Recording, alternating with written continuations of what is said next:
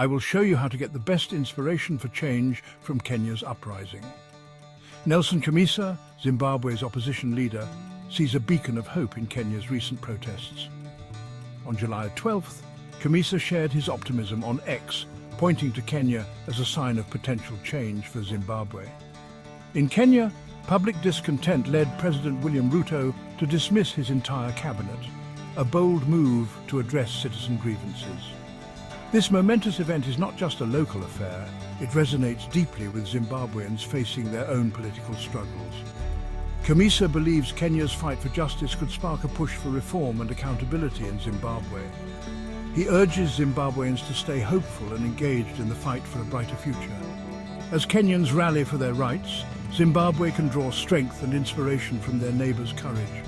The winds of change are blowing, and with unity and determination, a better future is within reach.